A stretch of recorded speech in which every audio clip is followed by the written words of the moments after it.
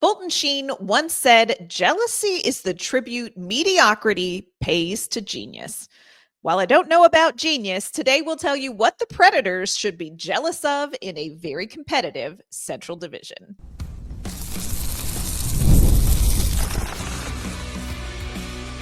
You're Locked On Predators, your daily podcast on the Nashville Predators, part of the Locked On Podcast Network, your team every day.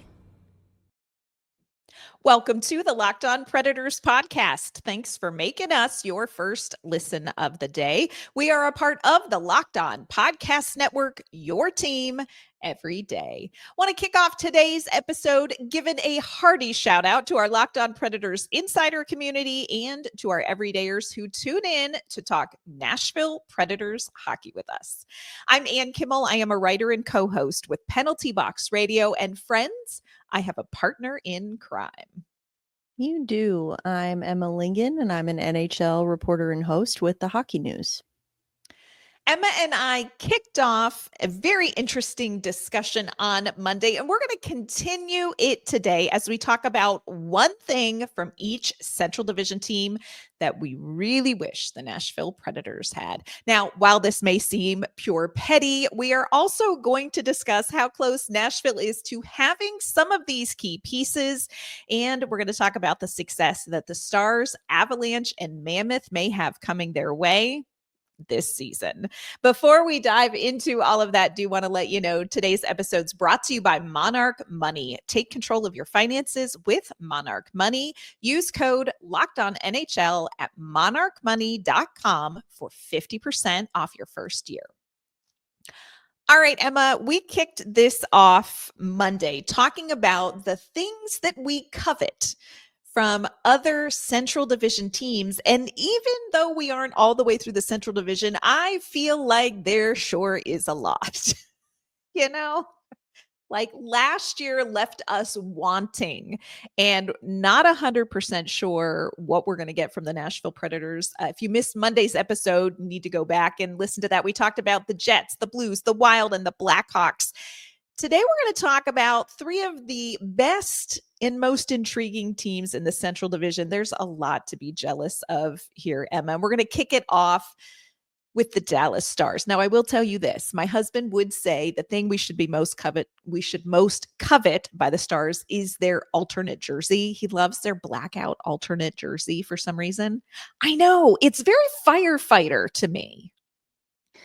It's very like, I don't even know, rave or like 80s workout video to me. I don't know. Yeah. I don't like the neon in a jersey. It's not my vibe. Does that one glow in the dark, or is it just Vegas's that glows in the dark? Vegas.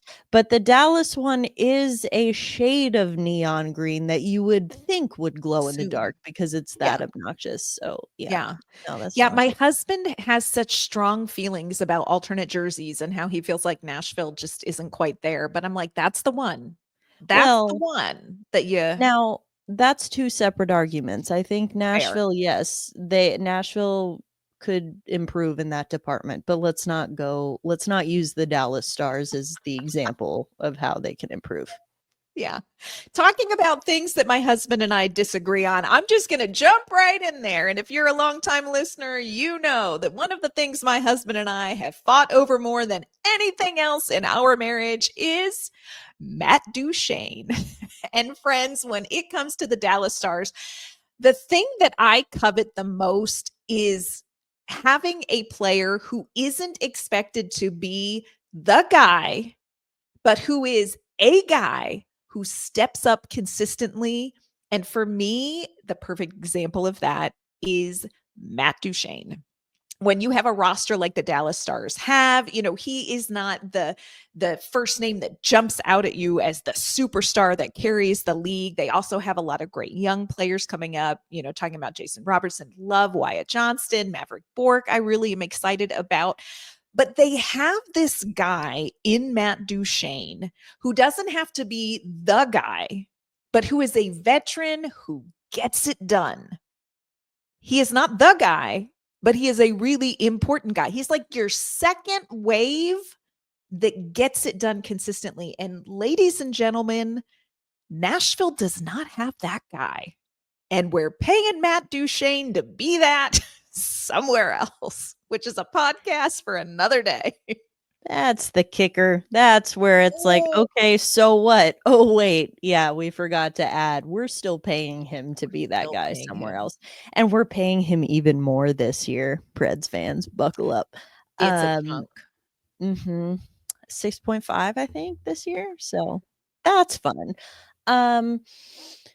I agree totally with what you're saying about having a guy who, he comes in and he's not the guy, but when he came to Dallas, they didn't need him to be the guy.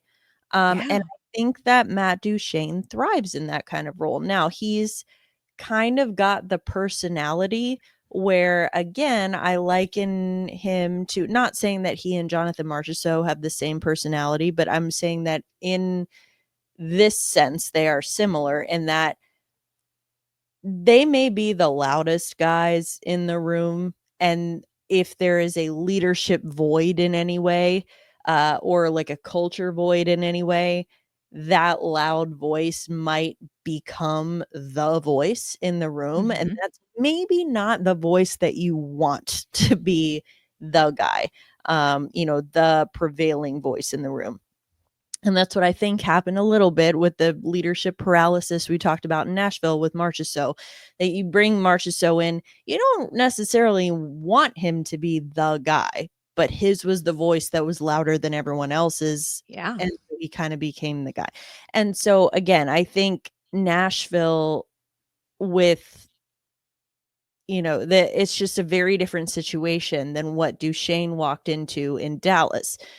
When he walked into the room in Dallas, they already had a structure in place. They had the leadership hierarchy there. They've got their exciting young wave of talent, and he steps in a very important, I think initially was kind of supposed to be a depth role, like a middle six depth role, although he spent most of last year on the top line. We'll see how that shakes out this year, but I think that he is still a very important piece. And you see how important he is when he's not expected to be the guy in the room. Yeah. Yeah. And this is one of those things that I think Nashville maybe struggles with, is really identifying the right person for the right role. And I think Duchene is a great example of that, because it feels like, and we know David Poile loved him, and it feels like Poile brought him in here and he was going to be the guy, and certainly not, he's more important than Roman Josi and Philip Forsberg. But I think the pressure was on him to deliver, to be the next piece that's going to complete the puzzle for the Nashville Predators. And sometimes I feel like Nashville is not great at identifying the right role for the right player. And when you get that right, you see something like a Matt Duchene and his success in Dallas, and not just as an individual, but you see what that does collectively to a team when you get the right player in the right role. And this is something that lingers in the back of my mind, as Nashville just signed 2 defensemen to play into a role that is unique for them. And I'm certainly not saying that Perbix and Haig, the Knicks squared, can't do that. I'm not saying that they can't do that, but I'm saying you are identifying players to play in a very specific role that you don't have a history of seeing them in yet. Now, could work out great. But it also is a question of Nashville does not always get the right players and put them in the right role. And I think that's nerve-wracking. It's like they bank on a little too much, or sometimes I think the opposite is true. And we've talked about this with, like, an example might be a Kiefer Sherwood. Here's your role, Kiefer Sherwood, and you're great at it, but you're not going to pop off offensively like you will in a different role in Vancouver. So for me, it's like Matt Duchene is a representative of something that I feel like, man, Nashville's got to start getting better about getting this right. Yeah, no, I think that's a really good point. And it's not to say that Perbix and Haig won't. I sure hope they will. But it is something that, as a Nashville fan, I could see why you would look at that situation and have a little bit of hesitation and be like, oh, I really hope this works, because, we've kind of seen it. I mean, saw it with all the guys they brought in free agency last year. Yeah. And like you said, you saw it with guys like Kiefer Sherwood farther down the depth chart. I mean, it's one of those things where you're like, oh yes, I see it, this will work, this makes sense. And it's like, it only works if everything lines up just perfectly. And like you said, you're banking on just a little bit too much. So I mean, we'll just have to see, I guess, with those new pieces. But yeah, it's just kind of having that right balance of like, yes, you have to bet on upside a little bit. I mean, Sure. you can't play it safe all the time. But I think that, Nashville always seems to be just enough off the mark when it comes to, finding players for roles like that, and then pigeonholing them into those roles where that they can't really develop and grow in other roles, where it's a little bit like, oh, I could see why there would be some hesitation there. Yeah. I miss having the confidence that you have that sure second wave that you need to be a competitive team. Yes, you need some superstars, but you also need a strong, consistent, reliable second wave of goal scorers and playmakers. And Nashville doesn't necessarily have that. Coming up, we're going to talk about the Colorado Avalanche. This is a team that has very few weaknesses. We're going to tell you which of their strengths we wish Nashville had. Today's episode is brought to you by our great friends at Indeed. You just realized your business needed to hire someone yesterday. So, how can you find amazing candidates fast? Easy. Just use Indeed. When it comes to hiring, Indeed is all you need. Stop struggling to get your job post seen on other sites. Indeed's sponsored jobs put your post at the top of the page and help you reach the right candidates faster. If you are in that spot where you need the right hire, you know the pressure's on, and every day without the right person feels like a setback. That is exactly when Indeed's sponsored jobs come in handy. They make sure your post is seen by the right candidates right now. Now you can speed up your hiring process with a $75 sponsored job credit. Just go to indeed.com/lockedon right now and support our show by saying you heard about Indeed on this podcast. Terms and conditions apply. Hiring, Indeed is all you need.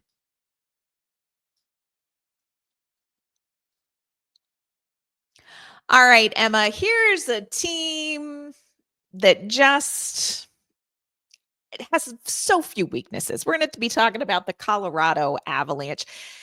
This is just such a freaking complete team. And it's so funny because, the off seasons come, the last couple of off seasons come, and you're like, what's Colorado going to do? And they don't really do a lot. And then maybe they lose a big player and you think, oh, this is going to be a big step back for this team. No, it's not. No, it's not. Colorado is Coloradoing. Goaltending was considered sort of their big weakness for a while. They have absolutely addressed that with the Lumberyard, with Mackenzie Blackwood, and of course, brief friend Scott Wedgwood out there. So they've really taken care of kind of that nagging worry. So this is a really complete team. But when you look at Colorado and everything they have going for it, is there one thing that jumps out at you that you're like, here is the one thing that I think if Nashville had that Colorado has, it would make a huge difference for this franchise? Nathan MacKinnon. Girl.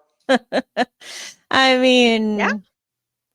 Nathan MacKinnon. I mean, like, if I'm being honest about what do I covet most about that, it is a franchise center. And what if we talked about ad nauseum on the show that Nashville does not have?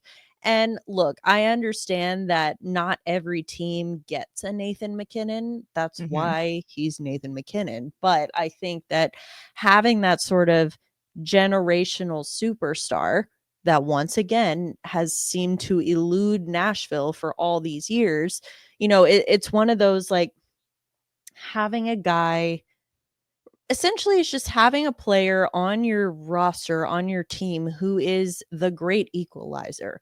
No Yes. matter who you match up against, you say, well, you can't ever count out a team that has Nathan MacKinnon. And that's not to say that the other players on the roster don't contribute or don't do things well, but I think it's, like, he can be the equalizer. He can close that gap where it's like, if there's a close matchup, if there's any kind of shadow of doubt, it's like, well, people say it about the Oilers with McDavid too. It's the Yeah. same idea. And so I think Nashville doesn't really have anyone that, their team is not in a place where people are saying that about the Predators. It's like, well, they might be at a slight disadvantage, but they have Philip Forsberg. So, it's like, it's never really, it's not talked about in that same way. Yeah. So I think it's kind of having that equalizing factor. I think, Colorado's an interesting team. I do think they were one of the most aggressive teams on the trade market this last season. I mean, Scott Wedgwood being an Yeah. example, but not even Yep. just at the trade deadline. I mean, all season they were aggressive. And that's one thing that I would say is, maybe as Predators fans, they could look at that and be envious and think like, well, hey, Colorado, they identified the problem and they immediately Yes. addressed it. Their Yeah. biggest problem was in goal. They immediately addressed it. And so then I think some Predators fans look at that like, well, what the heck, Barry? Like, why don't you go get us a center? Well, first of all, it's not that easy. Second of all, Colorado is in their window. I would even say nearing the end of their window. Now, again, in the same way, you can't count out a team that's got Nathan MacKinnon and Cale Makar, but I think that Colorado is in win now mode. Not I think, I know they are in win now Mhm. mode. Nashville's not there right now. Yeah. So if you're like, oh, well, how come Colorado was so aggressive? Why couldn't Nashville do that? Well, because there was more. Colorado really was just a good goaltending tandem away from Right. being Yes. competitive. Yep. Nashville is not just one piece away. So I think Mhm. that, I think a lot of Predators fans would look at Colorado and be covetous of that, that aggressive style of, general management and acquiring players on the trade market in season like that. And I get it. But with where they are as a franchise, that's what the Avalanche needed to do. Nashville did not need to do that this year. Um, I just No. think purely because, and I've said this before, obviously this year went horribly, worse than anyone would have expected, but the last thing you want to do is overcorrect and Mhm. immediately be reactive. And so as painful as it was, all 84 years of it, I don't think that it's like, well, the Predators' problems could have been fixed if Barry Trotz had just made more trades in season. Like, I don't think that that would have been the answer. So, long-winded answer. I understand why Predators fans would envy a lot of things about the Avalanche, but Yeah. to me, it's as simple as just having that franchise player like McKinnon. Yeah. And again, for anybody listening, Emma and I don't discuss our answers ahead of time, but word for word, girl, word for word. I would love a top tier franchise changing, drafted and built and developed from the ground up player like Nathan MacKinnon. And it's not just what that does for the franchise on the ice if Nashville had that. I think there is an element of what that would do for the Predators fans' psyche to have a top tier draft pick come to the Predators franchise, still watching Bluey. I mean, young sprout and be developed in this system into a franchise changing player because there is this doubt that Nashville can develop that kind of talent. Now, again, Nashville has not had an opportunity to draft that kind of talent, but there is this fear that Nashville can't identify, draft, and develop talent like a Nathan MacKinnon. And of course, to get a Nathan MacKinnon, it opens up the Pandora's box of, do you have to tank? Because how did they get Nathan MacKinnon and Cale Makar? They sucked you all. That's what so that's a podcast for another day, and you have to weigh that out. But I just think it would do so much for this fan base's confidence in some of the remaining pieces in the front office if they could see the Predators have drafted Brady Martin and watch him develop, and 5 seasons from now go, that is the center that's going to be a player that people say, well, Nashville might be struggling with this, but they've got Brady Martin and he's an X factor. Now, I'm not again saying Brady Martin is the next Nathan MacKinnon, because Nathan MacKinnon is Nathan MacKinnon. Yeah, that's not just a name that we throw around. No. Yes, it's having that, and that's a good piece of that I failed to mention as well, is the fact that they drafted and developed him from the ground up. Huge. Yeah, that's huge.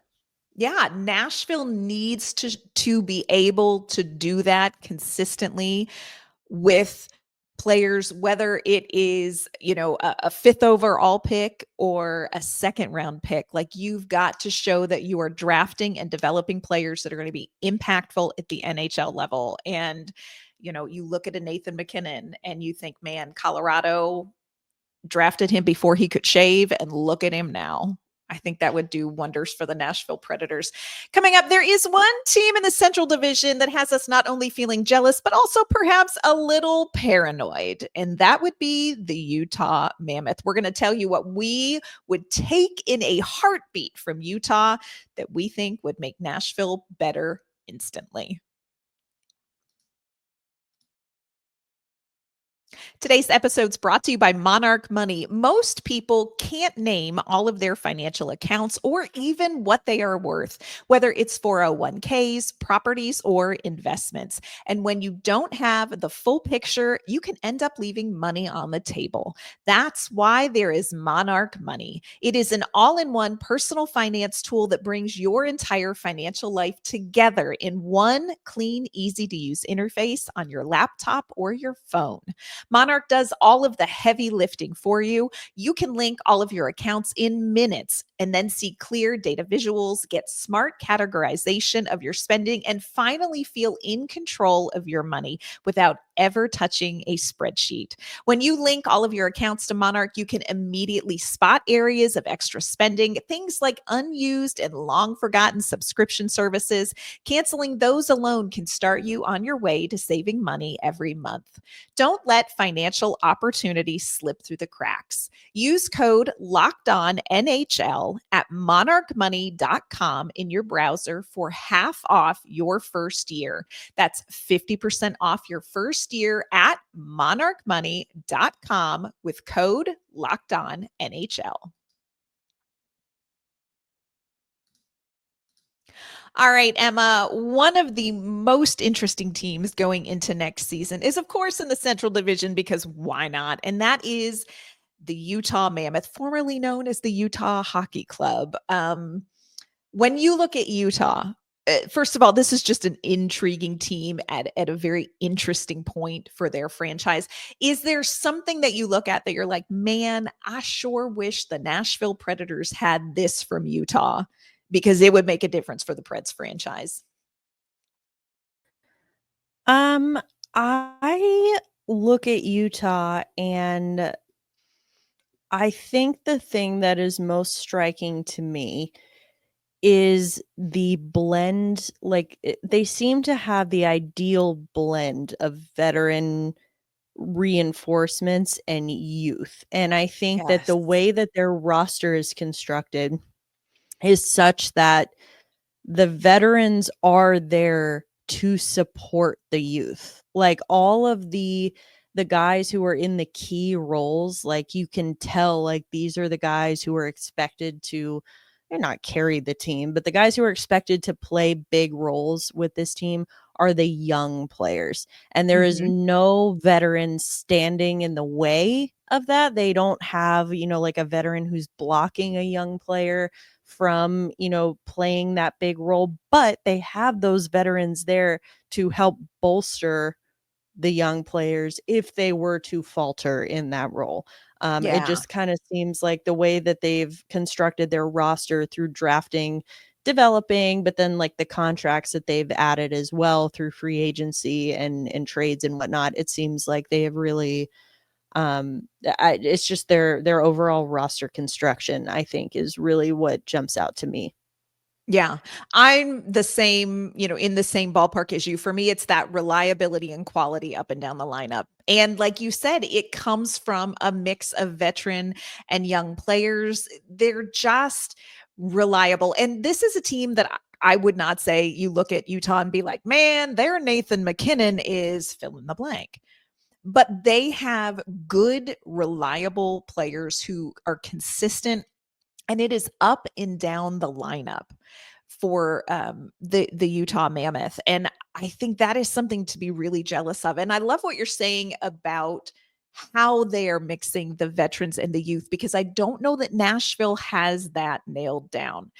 You're looking at, for instance, a Fedor Svechkov, and, assuming he's going to be playing, second line center role, you want to have him there with some veteran support. Is that going to cost the veteran production? We don't know. Is that going to help Fedor Svechkov develop? We don't know. And I think in Utah, you look at this and you see how they've been able to execute it, where the veterans and young players feed off each other in the positive way. You're not asking a veteran to sacrifice performance to help develop a young player.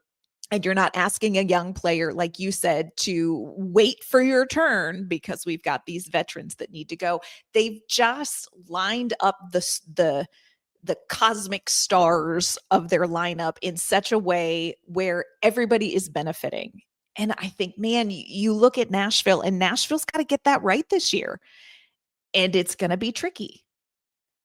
It is. And I think when you look at Utah and you look at, like, if you just look at a depth chart for the Utah Mammoth, like the number one player at each position is a guy, like in the forward group specifically, it's Logan Cooley, it's Clayton Keller, it's, Dylan Gunther, Nick Schmaltz, JJ Paterka, like those guys. It's like you're getting far down the depth chart before you start to see more of those veterans there. And so it's like, if you're trying to develop a Clayton Keller, for example, into a, franchise superstar, I mean, he's your captain, but like really develop him into that, there is no one standing in his way.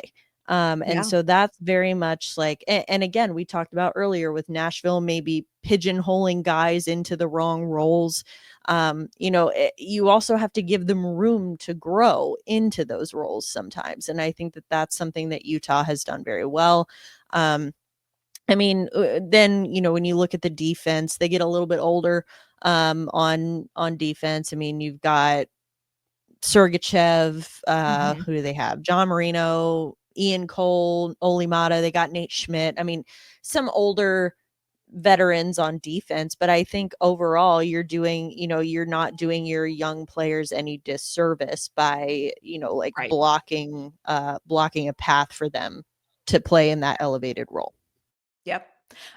They've laid it out so well, balancing the veterans and the young players. And that's something that I think Nashville didn't nail down well last season. And they have got to figure it out. And they got to figure it out early this season, where it's not costing one or the other of those two ends of the spectrum on the ice. Here's another thing that is just pure surface that I think is top quality about the Utah Mammoth. And I think they nailed the branding. Now, I'm just going to be honest, Mammoth was not the top of my list, but their logo is incredible. I think they nailed the logo. I love their colors. Seattle set the bar so high. So any team that's going to change that has got to really up their game. And I feel like Utah did okay. Again, Mammoth was not my top pick, but they didn't particularly. It wasn't their top pick either. They kept getting rejected. They kept getting all those patents rejected. And now I just saw something recently where they are now suing some other company that I don't remember, like something else named Mammoth. And I'm like, oh, now they're just petty and bitter because they got all of their, theirs rejected. But see, It's very hard for me. Objectively, I like the Mhm. colors. Blue is Love something the about the color colors. blue that it's Mhm. very, like, calming to people, and it's, like, Mhm. aesthetically pleasing, so objectively, yes. I have a hard time with it. It's a little bit too close to Carolina blue for my taste, and we know, I mean, if we Whoa. can't tell, like, Yep. I'm not a Carolina fan, so that's one thing. That's a me thing, though. Overall, Yeah. though, I would agree with you. The colors objectively very nice. Yeah. Yeah, love the logo. I think it's cool that they're like tusks up. I'm like, okay. I Yeah. think they're doing. I think they did really well. But yeah, and I'm telling you, Utah is going to be a fascinating team. I think it's going to be one of the most interesting teams in the entire league to watch this season. What are they going to do? And I think it's going to be really interesting. Emma, is there something where you look at the Nashville Predators and you say, you know what? We may have lost a heck of a lot of games over the last 84 years, but here is something the Central Division should be jealous of when it comes to the Predators. Well, Yeah. um, Mm, I think it's hard because we do use recency bias a lot because we're like, right now it's like nothing, blow it all up. It was terrible. But I think if we're just saying overall, mhm. um, I think having a future Hall of Fame, and yes, I said future Hall of Fame defenseman in Roman Josi, who is not only very good offensively, but who is also exceptional in his own zone defensively. Mhm. That is something that I think gets overlooked by the league a lot. It gets overlooked around the league just because, again, he doesn't play for a team that tends to go very far in the playoffs, so people don't really get to see him a lot. But I think that that is something like having a Norris caliber defenseman year after year who is not only a really gifted offensive talent, but also exceptionally strong in his own zone, kind of having a safety net. He can play on either side. He is a guy who I think has carried this team on his back a Yeah. lot more than he gets credit for. Mhm. So I'm gonna go with a Roman Yossi. Yeah. I think we in Nashville also forget sometimes how exceptional Yossi is. And, of course, last season we lost him to injury and there's concern about that coming back. But Roman Yossi is an exceptional talent. And I think sometimes we're just like, oh, no, that's what every team has top defenseman like that. No, they don't. Every team does not have a Roman Yossi. When I think about it, and I know this is not going to make people feel better about on ice product, but here is one thing that I think Nashville has that every team in the Central Division, and honestly, I would go so far as to say most teams in the entire league should be jealous of. And I think that's the in game experience. Good friend of mine, good friend of the show, Paige Martin. She, of course, covers the Edmonton Oilers. When she came to town, and it was her first game at Bridgestone Arena, she and I were chatting, and she's like, "You guys have a live band at intermission," and I was like, "Well, yeah, don't you guys?" Because I was like, "What do you mean you don't have a live band at intermission? Of course, what do you do at intermission if you don't have side piece playing? Like, I don't understand this." So I do think there are elements of the experience for Nashville Predators fans that is really exceptional for a lot of places. That's not a ton of comfort when you're struggling with the on ice product. But I will say that that is one of those things that I think maybe in Nashville, when you're used to going to Predators games, you don't realize that there are some really fun, unique parts of experiencing a game at Bridgestone Arena. So I did want to throw that out because, like, they apparently do not have live bands at intermission at a lot of other places, Emma. Well, that was Nashville's big claim to fame. They were the first ones to do it. And let me tell you, as someone who has experienced games in every Mhm. other market, Mhm. some teams have tried very unsuccessfully to replicate the success that Oh. Nashville has seen. Let me tell you what, I remember being in St. Louis. I think this was a couple years ago. and they had the stage wasn't like inside the bowl, it was outside, but they had it like sort of, I don't know, broadcast or simulcast into the like into the rink during intermission. And it was I don't even know if you can call it a cover band if it's just one person, but like a John Denver cover person. Let me tell you what, that's one song was more than enough from what we needed from a John Denver cover person. So I'm just saying that like St. Louis and other teams have done it too. But that was the most memorable one, and not in a good way. So it's like, you know Yeah. what, Nashville, I will say, in general, just to take a slight tangent here, has turned me into a live music snob, because I never Yeah. was one really. It was more just kind of like, oh, whatever, it's just background music. You know, I'm not like, unless I'm going to a concert, I'm not really paying attention if there's live music at like whatever place I'm eating at or whatever. Right. But I've realized now, going elsewhere in the country now, I will actually find myself listening to the live music and at restaurants and things like that, and be like, "Oh, they're actually not very good." Yeah. and that's just from living in Nashville. So, you know, there is Yeah. something to be said for that. I think that's true of the national anthem singers too. And I know everybody, Mhm. people there, that's a genre. Like people feel very passionate about like how they want their national anthem done. It's very, like their traditions with different. I'm sorry, our anthem singers are incredible. That's the nice Yep. part about being in Music City. You get really high quality music. But here's what we really want: high quality on ice performances. That's what we Yes. want. Um, we're gonna have to see how Nashville does, making adjustments and changing things up from last season to see if they can get better. We're gonna keep wrestling with all of those questions this off season as we get ready for next season as well. So make sure you stay tuned here with the podcast. You, of course, can follow us on social media at LO_Predators. Emma, before we log off and step away from all of this petty jealousy, will you let everyone know where they can find you and your work? Yes, you can find me on social media at Emma_Lingan, and you can find my work at the Hockey News.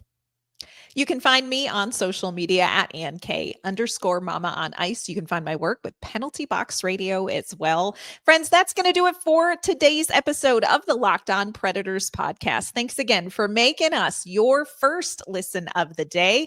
We will be back with an all new episode. We'll see you then.